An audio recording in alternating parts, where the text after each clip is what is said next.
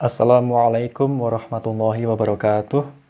Perkenalkan, nama saya Muhammad Alvin Nurmansyah, NIM 73114182221 dari Rombel MSDMB 2018. Di sini saya akan mempresentasikan hasil review artikel yang bertemakan Bullying Behavior at the Workplace. Yang pertama-tama yaitu identitas artikel. Artikel di sini berjudul yaitu Injustice Perception, Workplace Bullying, and Intention to Leave, atau persepsi ketidakadilan, intimidasi atau penindasan di tempat kerja, dan niat untuk pergi, yang ditulis oleh satu Iselin Regnes, yang kedua Matt Glamberg, dan yang ketiga Sted Valvetne Einersen. Nama jurnal ini yaitu dari Employee Relations, The International Journal, volume 43, nomor 1, yang diterbitkan oleh Emerald Publishing Limited pada tahun 2019. Yang kedua yaitu latar belakang masalah. Pekerjaan tidak hanya dibutuhkan secara finansial, tetapi juga sangat penting dalam kaitannya dengan pemeliharaan kesehatan dan kesejahteraan.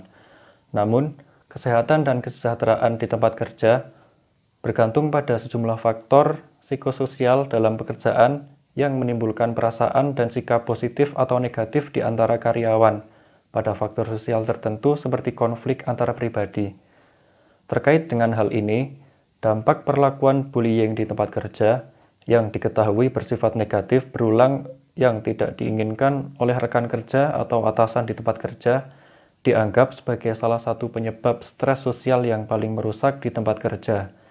Penindasan di tempat kerja telah terbukti menghasilkan hasil negatif yang parah bagi mereka yang terkena dampak. Di antara berbagai hasil yang berhubungan dengan pekerjaan dan kesehatan adalah niat yang meningkat untuk meninggalkan organisasi di antara mereka yang terdampak. Berikutnya yang ketiga yaitu tujuan penelitian.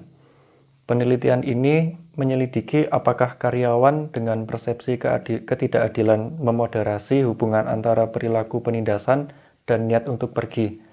Hasil yang banyak dipelajari dari dampak penindasan di tempat kerja. Selain itu, karena berada dalam lingkungan yang adil, juga dapat mengurangi risiko ditindas, peneliti akan menguji asumsi tersebut dalam analisis mediasi yang dimoderasi di mana persepsi karyawan diperlakukan tidak adil, memoderasi efek tidak langsungnya sendiri pada niat untuk pergi melalui perilaku penindasan.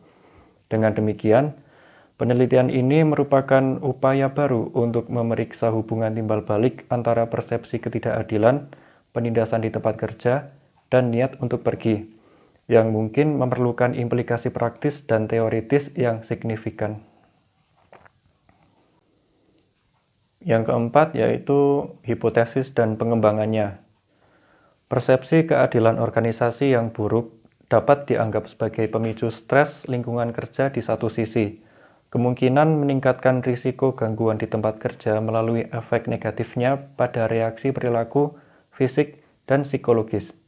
Di sisi lain, persepsi ketidakadilan juga dapat bertindak sebagai moderator yang mempengaruhi dampak penindasan di tempat kerja, mungkin dengan memfasilitasi efek yang merugikan, sehingga diketahui hipotesis H1 ada hubungan positif antara persepsi ketidakadilan dan niat untuk pergi. Niat untuk pergi sebagai hasil dipengaruhi oleh efek bersama dari intimidasi atau penindasan dan ketidakadilan menurut model pergantian karyawan yang sedang berlangsung. Niat untuk meninggalkan organisasi adalah pertanda langsung dari pengunduran diri yang sebenarnya. Sehingga diketahui H2, persepsi ketidakadilan memiliki hubungan tidak langsung dengan niat untuk pergi melalui paparan perilaku bullying. Menurut peneliti, model mediasi yang dimoderasi mungkin paling baik memprediksi hubungan antara persepsi ketidakadilan, penindasan di tempat kerja, dan niat untuk pergi, di mana persepsi ketidakadilan mengarah pada niat turnover melalui paparan perilaku bullying, sekaligus memoderasi hubungan antara paparan perilaku bullying dan niat untuk pergi. Sehingga di sini dapat disimpulkan H3, hubungan tidak langsung antara persepsi ketidakadilan dan niat untuk pergi melalui paparan perilaku bullying secara kondisional bergantung pada tingkat persepsi keadilan, sehingga hubungan antara paparan perilaku bullying dan niat untuk pergi hanya hadir dalam kondisi persepsi ketidakadilan yang lebih tinggi. Berikutnya yaitu metodologi penelitian. Sampel dan teknik sampling, data dikumpulkan pada tahun 2008 melalui survei kuesioner yang disebarkan melalui layanan pos Norwegia sebanyak 1.866 karyawan di sebuah organisasi transportasi Norwegia, di mana mayoritas adalah laki-laki dan bekerja sebagai supir bus. Secara keseluruhan, sejumlah 1.024 karyawan mengisi dan mengembalikan kuesioner dan menghasilkan tingkat tanggapan sebanyak 55%. Dari jumlah tersebut, sebanyak 86,5% adalah laki-laki dan usia rata-rata adalah 48 tahun. Selain itu, sebagian besar sampel dilaporkan bekerja penuh waktu sebanyak 79,6%. Alasan memilih sampel yaitu mengacu pada hubungan antara paparan intimidasi oleh rekan kerja dan bawahan dan niat untuk pergi dalam data saat ini diterbitkan sebelumnya. Oleh karena itu, penelitian ini merupakan analisis ulang dan perluasan hasil ini. Kemudian teknik analisisnya menggunakan data SPSS versi 24.0. Model mediasi yang dihipotesiskan dan model mediasi yang dimoderasi diuji dengan proses makro SPSS dengan variabel terpusat rata-rata. Berikutnya yang keenam yaitu hasil dan pembahasan. Tujuan dari penelitian ini adalah untuk menyelidiki peran persepsi ketidakadilan baik sebagai pendahulu dan sebagai moderator dalam hubungan antara paparan perilaku bullying dan niat untuk pergi. Hasil penelitian menunjukkan bahwa persepsi ketidakadilan berhubungan positif dengan niat untuk pergi, sehingga H1 di sini terdukung. Selain itu, hubungan antara persepsi ketidakadilan dan niat untuk pergi sebagian mediasi melalui paparan perilaku bullying untuk mendukung H2, sehingga H2 di sini juga positif. Namun, hanya dalam kondisi tingkat persepsi ketidakadilan yang lebih tinggi, H3 terdukung. Oleh karena itu, dapat dipersepsikan seseorang dalam lingkungan kerja yang adil tampaknya melindungi dari keterpaparan pada perilaku penindasan serta dari efek penindasan yang signifikan terhadap niat untuk pergi. Selanjutnya, simpulan dan saran. Artikel di sini dapat disimpulkan yaitu hasil penelitian ini menunjukkan bahwa persepsi ketidakadilan terkait dengan niat untuk pergi sebagian melalui laporan perilaku bullying. Namun, hubungan ini hanya ada jika lingkungan kerja dan pimpinan dianggap tidak adil dalam perlakuan mereka terhadap karyawan.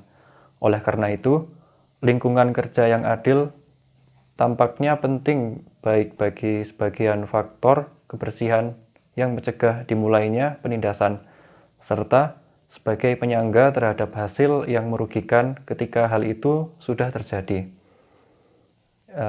Di sini dapat diambil saran dengan demikian, organisasi harus sebagai prinsip inti berusaha untuk menghasilkan dan memelihara lingkungan kerja psikososial yang sehat dan adil yang melibatkan perlakuan yang adil dan hormat kepada seluruh karyawan. Terakhir, instrumen penelitian.